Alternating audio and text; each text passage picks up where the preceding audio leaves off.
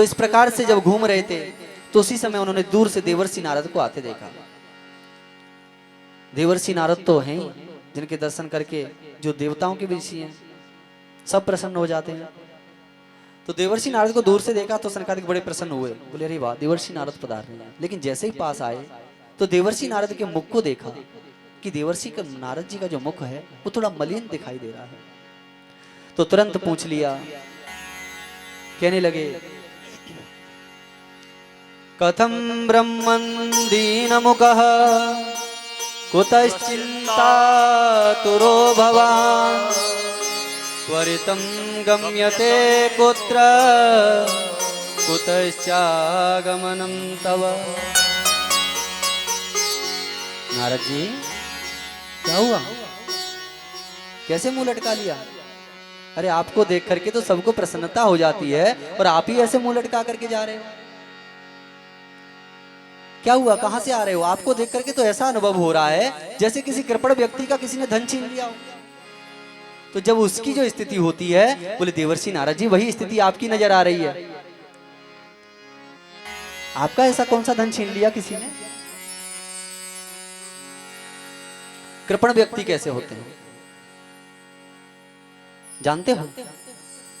देखो तीन मित्र थे, तीन मित्र थे, एक ही गांव में रहते थे, वो बड़ी घनिष्ठता थी, तीनों का स्वभाव सेम था ना, इसीलिए देखो एक जैसे स्वभाव के व्यक्ति होते हैं ना तो उनमें घनिष्ठता हो ही जाती है, उनमें मित्रता हो जाती है। कहते हैं ना चोर चोर मौसेरे भाई, इसी प्रकार से उन तीनों में भी घनिष्ठता थी। क्यों थी? क्योंकि वो तीनों ही कंजूस थे, वो बहुत भारी कंजूस, थोड़े बहुत नहीं, इतने बड़े कंजूस थे कि उनके आसपास के जो गांव थे उसमें भी अगर किसी को कंजूस का उदाहरण देना होता था तो उन्हीं तीनों का नाम लिया जाता था, इतने बड़े कंजूस।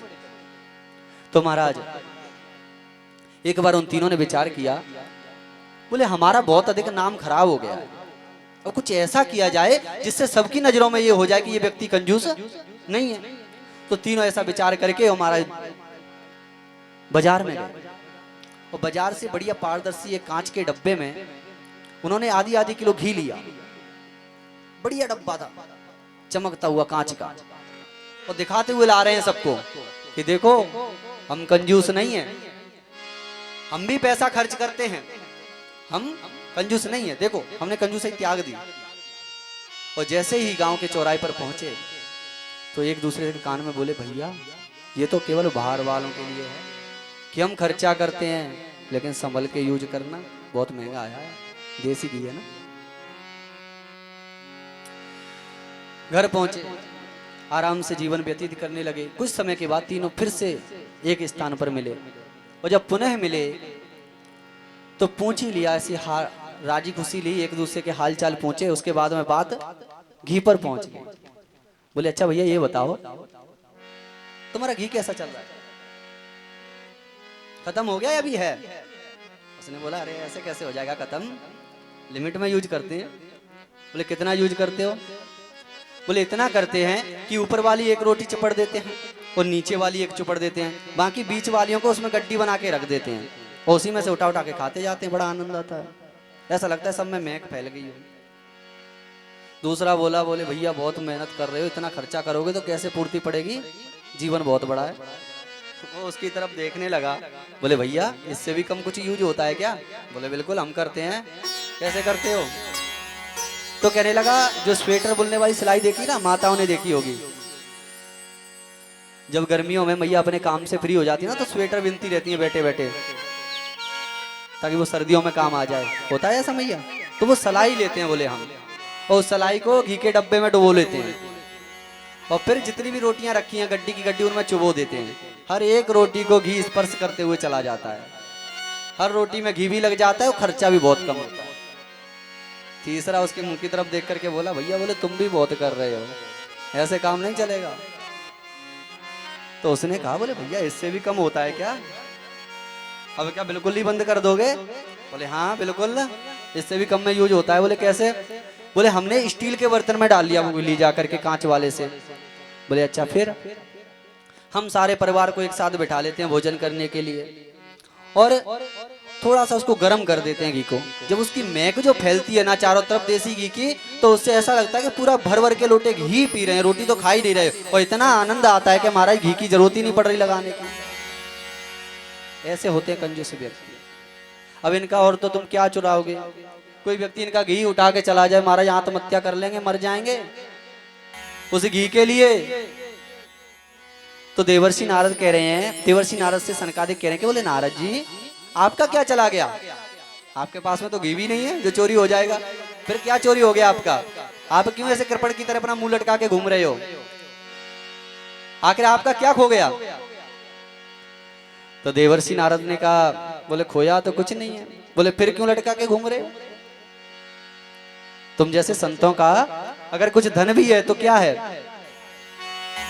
हमारो धन राधा श्री राधा, श्री राधा हमारो धन राधा श्री राधा, श्री राधा हमारो धन राधा, श्री राधा, श्री राधा हमारो धन राधा, श्री राधा, श्री राधा हमारो धन राधा, श्री राधा, श्री राधा परम धन राधा, राधा राधा राधा राधा परम धन राधा, राधा राधा राधा राधा संतों का धन राधा, श्री राधा, श्री राधा हमारो धन राधा, श्री राधा, श्री राधा परम धन राधा, श्री राधा, श्री राधा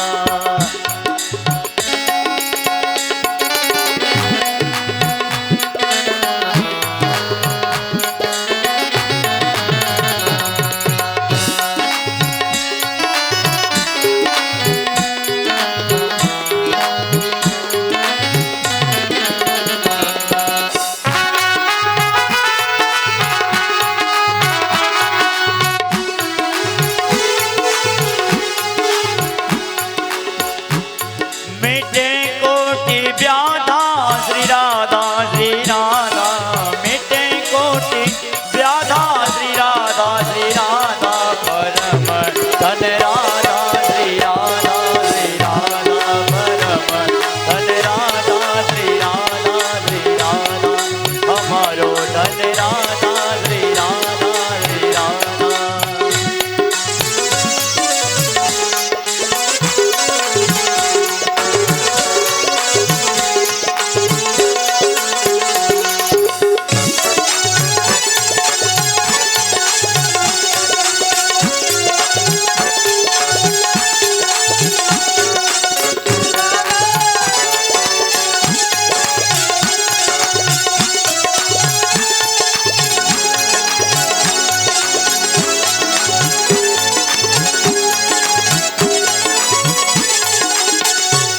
किशोरी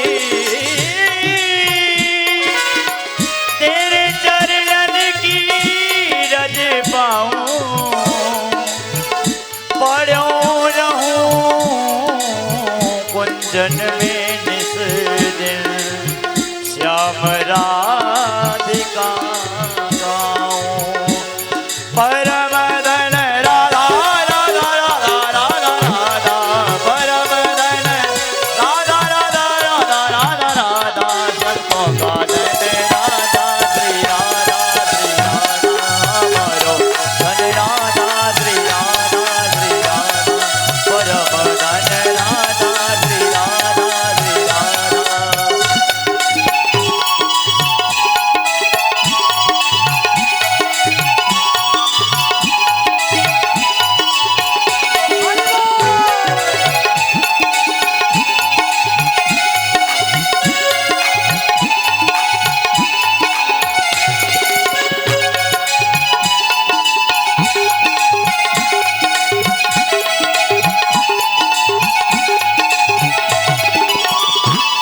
कि जय श्री राधे नाम सम, जय श्री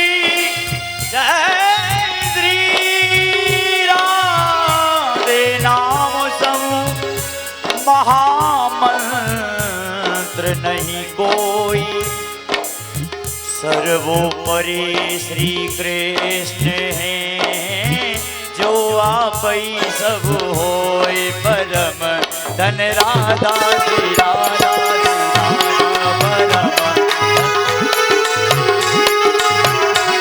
मिटे कोटि व्याधा श्री राधा श्री राधा मिटे कोटि व्याधा श्री राधा संतों का धन राधा श्री राधा हमारो धन राधा श्री राधा परम धन राधा श्री राधा हमारो धन राधा श्री राधा श्री राधा श्री राधा श्री राधा श्री राधा श्री राधा श्री राधा श्री राधा जय जय श्री राधे श्याम।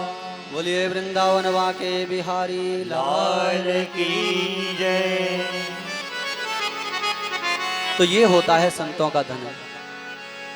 क्या है संतों का धन? भगवान नाम संकीर्तन।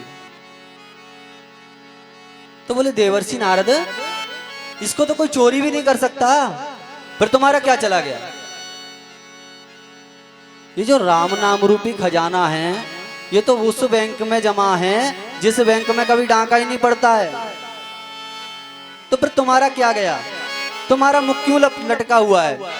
तब देवर्षि नारद बताने लगे और कहते हैं कि अहम तो पृथ्वीं यातो ज्ञात्वा सर्वोत्तमामिति पुष्करं च प्रयागं च काशीं गोदावरीं तथा।